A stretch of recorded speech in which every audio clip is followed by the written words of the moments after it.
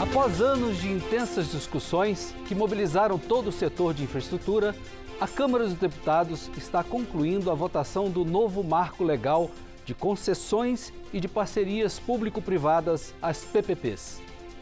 Os dois sistemas existem há cerca de 30 anos e carecem de atualização. Mas qual é a extensão dessas mudanças? Elas vão, por exemplo, ajudar os municípios a tornarem universais alguns serviços como os de saneamento básico? Elas trarão mais investimentos para o país? Eu sou William França e é para sanar estas e outras dúvidas sobre o projeto que a Câmara dos Deputados debate que eu recebo hoje aqui os deputados Hugo Leal, que representa o Rio de Janeiro pelo PSD, e Vitor Lippe, que representa São Paulo pelo PSDB. Senhores, sejam bem-vindos ao Câmara Debate. Eu vou começar com o senhor, que é o mais experiente aqui na casa, com 5 mandatos. Deputado Hugo Leal, o senhor tem acompanhado de perto esse assunto porque, além de passar por várias comissões que tratam sempre da ordem econômica, o senhor foi secretário de Estado no Rio de Janeiro, em várias pastas, e lidou com isso na prática. Por favor, ajuda a gente a entender o que vem de mudança aí, o que vai ser está sendo proposto nessa nova regra. Primeiramente, vamos deixar claro, né, que esse projeto ele já vinha desde 2017 e a aprovação dele na comissão especial, nessa comissão especial, passou por vários debates. Aliás, o primeiro projeto que veio por modificação em 2011, 2017 teve a comissão especial. Nós estamos falando hoje de 2025. E o relator, o Arnaldo Jardim, teve esse cuidado até de verificar o que já foi encaminhado desse relatório de 2017 para atualização nesse momento. Então, eu acho que isso é uma situação bastante prudente. Nós votamos, por exemplo, aqui o projeto das debêntures de infraestrutura, que foi um projeto importantíssimo, né, de buscar o recurso dentro do próprio universo da infraestrutura para poder financiar, até mesmo por causa das dificuldades que o poder público tem cada vez mais de exercer a sua atividade no orçamento. Tivemos também uma outra atualização da lei de contratos administrativos. Tudo isso influenciou, ou seja, aqui, né, conforme vai amadurecendo os temas vão sendo aprovados, vão virando lei, e o que era a discussão da comissão tem que hoje passar por essas modificações. E nós estamos falando de 2025, século XXI, uma série de efeitos, né? E esse projeto, né, essa proposta trazida pelo deputado Arnaldo, que é o relator, já desde a época da comissão especial, a gente tem que ter alguns pontos de atenção. E essa é a minha preocupação, meu olhar e as minhas ponderações que sempre faço com ele, faço também dentro do debate, nós estamos mexendo com a lei das parcerias públicas-privadas, nós estamos mexendo com as leis dos contratos de licitações, e estamos mexendo com uma lei que também foi votada recentemente, em 2017, que é a questão da prorrogação e da relicitação. Então, a minha questão, eu acho assim, que a iniciativa, o desejo, o debate, né, a boa vontade está sempre presente para a gente poder facilitar esses caminhos.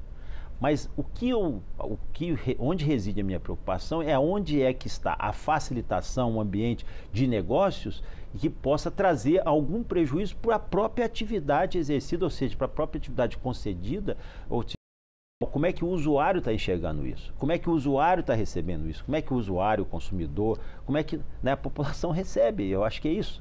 Então, é bom facilitar? Sim. É bom você tirar os entraves? Ótimo. Mas essas travas, o que proporciona, né? O que ela pode trazer de questionamento, não de questionamento, mas de preocupação com relação à própria atividade regulatória e ao consumidor. Certo. Deputado Vitor Lippe, o senhor está no seu 3º mandato aqui conosco na Câmara. O senhor concorda com essa visão do deputado Hugo Leal? Concordo e estou muito entusiasmado com o tema, William, porque o deputado Hugo Leal, que já foi secretário de Estado, sabe como um dos grandes desafios do poder público no Brasil é ter capacidade de investir. Então, grande parte dos recursos são para pagar pessoas, os serviços permanentes. Prefeito, né? Fui prefeito de Sorocaba. Viveu essa experiência no Executivo do Municipal. Exatamente. Então, essa vivência anterior, saber as dificuldades, nós temos quase 30 anos de experiência. A lei precisa ser aperfeiçoada, eu não tenho dúvida. Eu tenho convicção, deputado Hugo Leal, que esse é certamente entre os 3 ou 4 temas mais relevantes para o Brasil, porque ele pode aumentar muito o interesse das empresas brasileiras e empresas do mundo inteiro, os fundos de pensão do mundo, investidores do mundo, investir no Brasil.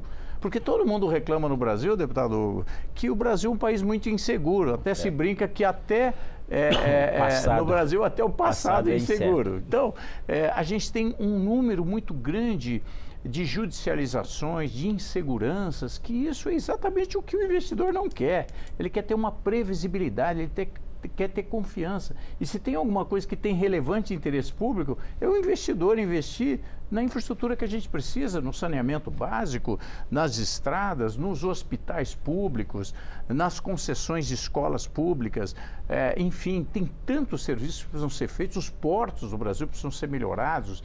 Então nós temos carência de investimentos. Nós só vamos conseguir isso com as PPPs e concessões públicas. Portanto, eu acredito que, inclusive, existe uma expectativa de haver um número muito maior de serviços públicos, vamos dizer, terceirizados. Isso dá certo, porque as regras do poder público são muito ingratas.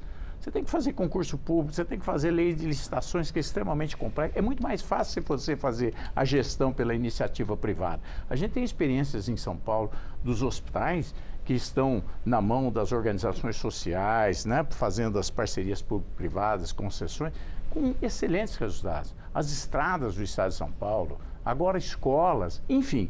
Nós vemos uma experiência muito boa, mas que precisa ser aperfeiçoada para a gente ter mais recursos. Então, eu estou muito motivado, lógico, sempre com a preocupação da gente também dar segurança para o usuário desse serviço, certo? Mas acho que esse é o nosso papel aqui. Simplificar, dar mais segurança, encontrar formas de dar mais previsibilidade, ou seja, mais atratividade para quem queira investir nos serviços públicos do país. Certo. O senhor citou aí a questão da segurança jurídica e também fez um breve comentário sobre o consumidor, como é que fica o consumidor. Eu queria saber do senhor, essa nova regra, o senhor acredita que vai trazer essa segurança que é necessária e para o consumidor ela também vai ser boa? São dois assuntos. Aliás, tem um brocado, pau que bate em Chico, bate em Francisco. Não pode nem falar mais isso, porque isso é politicamente incorreto, mas a lógica é o seguinte, nós temos que avaliar sobre esses dois aspectos. Eu acho que a questão da segurança jurídica, ela é ponto focal, porque ninguém em sã consciência aguenta mais a discussão. E eu passei por várias situações lá no meu estado, no Rio de Janeiro, que processos de concessão foram para a justiça e ficaram anos na justiça discutindo, debatendo, e a obra não foi feita. Para o usuário, vamos falar de obra, falando de concessão rodoviária, para o usuário quer saber se o dinheiro vem federal, estadual, municipal, ele quer saber que é a realidade, que é o fato. Ou se vem da iniciativa privada. Que é o serviço. E aí a gente vai discutir, aí que eu estou dizendo o seguinte, para que isso ocorra com essa facilidade, com esses elementos que nós estamos dizendo aqui, esses ambientes facilitadores nas PPPs ou na lei de concessões, é necessário também que o poder público se ajuste especialmente na questão das suas agências reguladoras. Elas desempenham um papel fundamental e cada vez mais profissional. Eu assisti o início das agências reguladoras, praticamente aqui no início do mandato, eu ainda fui como secretário, e estou assistindo agora a transformação delas. Porque a agência reguladora, ela tem que ser um garantidor, ela não pode ser nem capturada pelo poder público, que isso é desastroso, porque aí o poder concedente já tem o papel dele, e nem pela iniciativa, e nem pelas concessionárias. Porque o tripé é o poder concedente, concessionária e o usuário, ou o consumidor, seja ela quem for. Então, essa é, talvez, a grande preocupação. Nós queremos criar um ambiente de negócios que facilite, mas que também facilite no momento em que a instituição ou a empresa privada que não cumpra o contrato também possa sair, ou possa ser relicitado de uma forma mais rápida. Perfeito. Isso é um ponto importante. Ou seja, por isso que eu falei no início, a avaliação sobre esses dois cenários.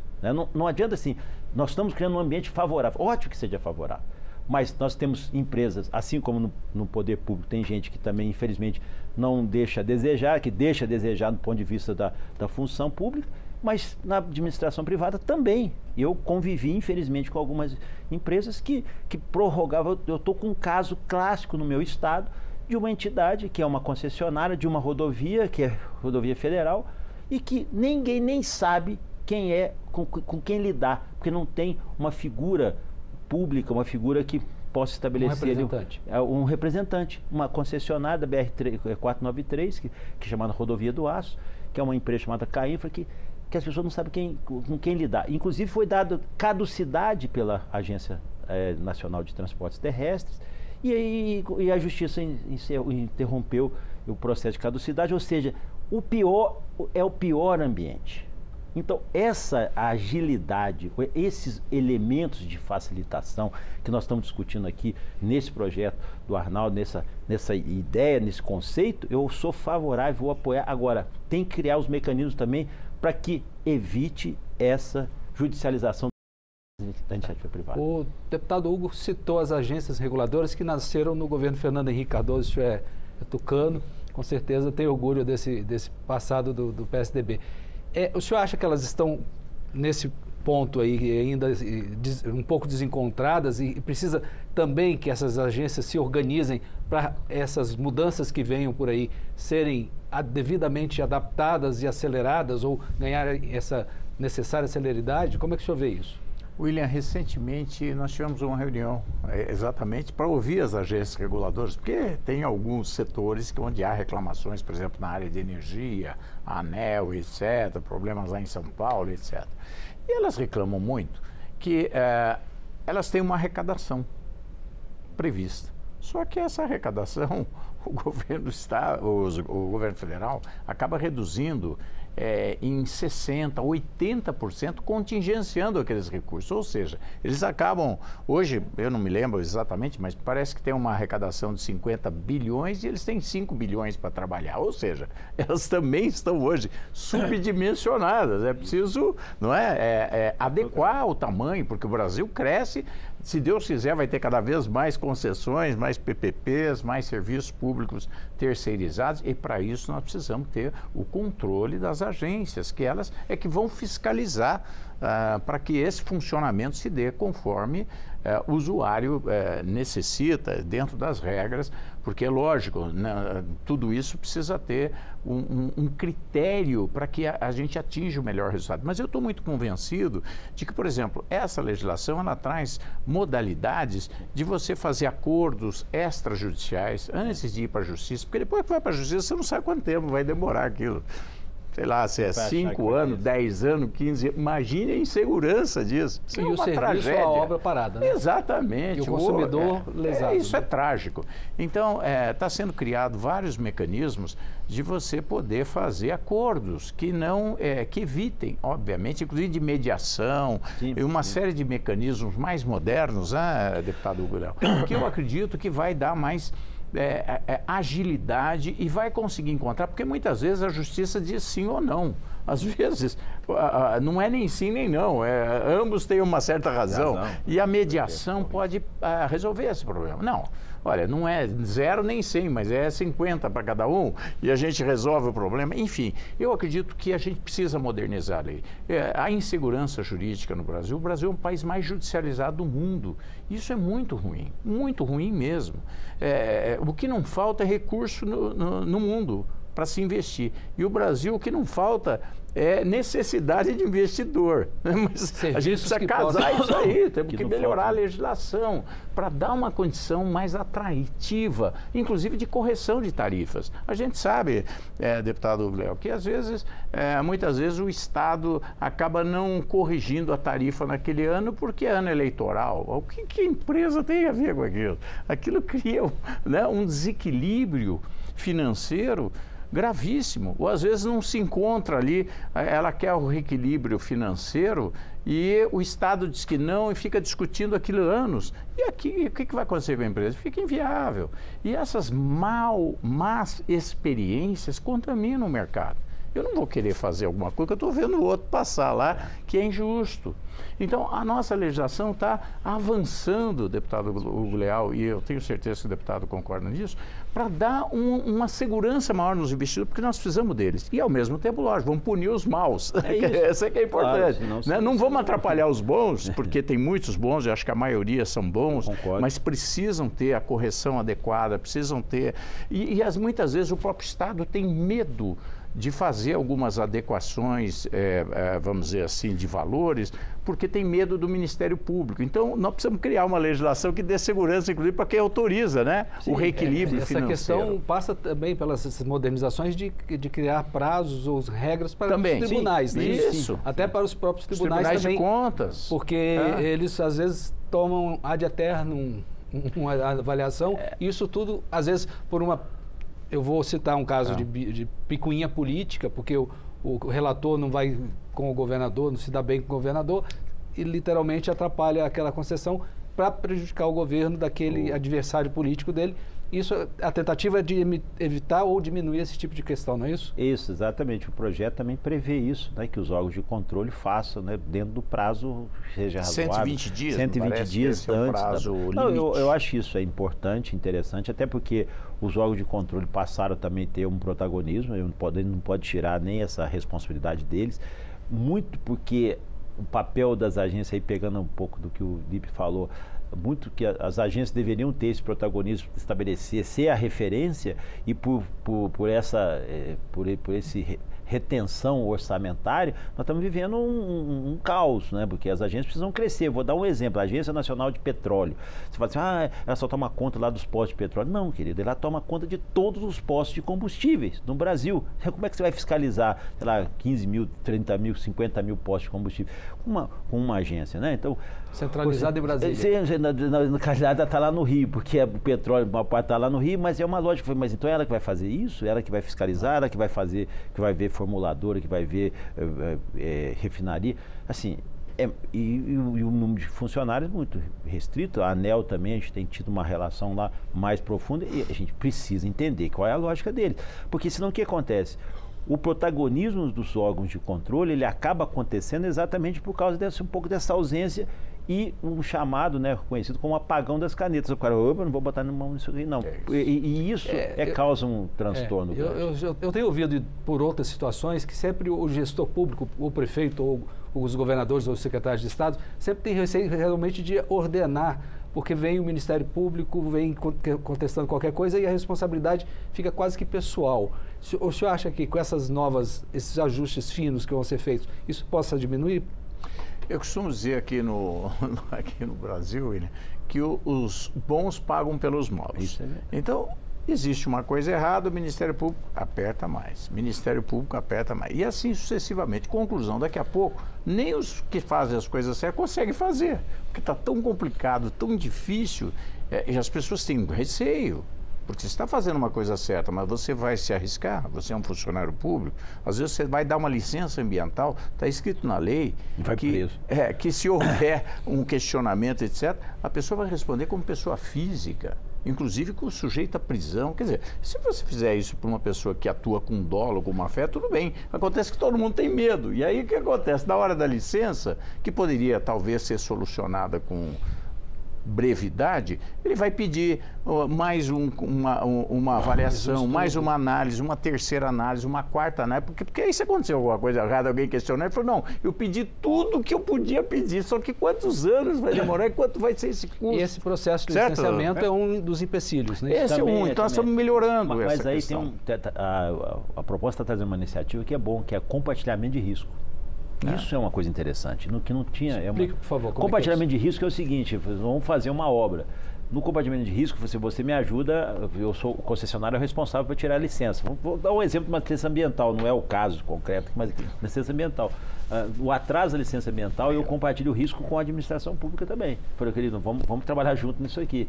Ou se nós, a gente está fazendo uma previsão aqui de vamos gastar X milhões aqui nessa obra, nesse viaduto, mas pode ser que a situação do solo não seja a característica suficiente e possa se deparar com um fator que a gente chama na administração pública de fator príncipe, um fator que possa ser modificativo, e aí esse compartilhamento de risco previsto num contrato pode se adequar, pode se ajustar. Eu já vi vários contratos em concessões rodoviárias, ferroviárias, também aeroportuárias, que necessitava se tivesse uma previsão de compartilhamento de risco, talvez pudesse colaborar nesse diálogo. E o que aconteceu nesse conceito, principalmente nesse número de atividades que nós tivemos nas agências reguladoras, nas concessões que começaram lá em 95, 96, nós tivemos uma massa de conhecimento e que se desdobrou por ausência das agências, um protagonismo dos órgãos de controle e no órgão de controle aqui no Brasil, o TCU se tornou um ambiente de mediação, que foi até interessante. Não é o papel dele fazer isso. A mediação talvez esteja com a AGU, né, que é a Advocacia Geral da União, para poder entender, fazer mediar. E ela criou um ambiente só para isso, para evitar a judicialização. E é um ambiente que é um ambiente de solução. Então, isso é muito, muito positivo. Mas quando a pessoa está mal intencionada, aí eu falo, por isso que tem que diferenciar, eu concordo com o Lipe, diferenciar o joio do trigo aqui, quem é mal intencionado, o cara vai para a justiça, porque ele vai tentar buscar o abrigo, vai tentar postergar. Mas se a pessoa, né, se a iniciativa privada, seja o poder concedente, o concessionário, estão com boas intenções, eles vão sentar numa mesa, vão fazer a mediação, que é muito vantajoso para todo mundo, e vamos tentar chegar onde eu errei, onde você errou. E isso é fato. Guardar as devidas proporções é igual ao casamento. Chega uma hora que você tem que sentar e ajustar os termos. É isso. E o que tem sido previsto também, a gente tem debatido nisso com agências e nos futuros contratos de concessão, eu acho que esse projeto vem também iluminar, é a questão de os contratos vão sofrer avaliações quinquenais. É importante. Porque você faz um contrato de 30 anos, o que você previu nesse ano, aqui a 30 anos não vai ser mais a realidade. Não era isso mais que eu estou precisando. Então, essa reavaliação, ela é fundamental, necessária e tem que ser mais clara e transparente possível. Do poder concedente, do concessionário e, obviamente, do agente regulador, para poder fazer esse equilíbrio. Então, você vai deixar de fazer essa obra, onde vai ser a compensação? Você fazer o cálculo matemático, aí é a questão de matemática. Então, eu acho que é muito razoável que a gente tenha essa opção. Imagine com as tecnologias hoje como as coisas mudam, né? Há pouco tempo atrás era obrigatório ter orelhão, ninguém usava mais, mas estava escrito no contrato de 30 anos que você precisava manter os orelhões. Era uma coisa absolutamente desnecessária, mas ninguém podia mexer porque não havia uma legislação que permitisse isso. Então você vê como a legislação é essencial. Por isso a gente reconhece que o parlamento brasileiro ele precisa estar muito atento a isso, porque a legislação num país democrático é essencial para que a gente tenha regras e para que a gente tenha segurança jurídica. Certo? Então, eu entendo que isso vem no sentido de aperfeiçoamento, eu não tenho nenhuma dúvida. Nós vamos ter uma lei muito mais moderna, muito mais segura, com menos riscos de judicialização, com mais alternativas, inclusive para as empresas,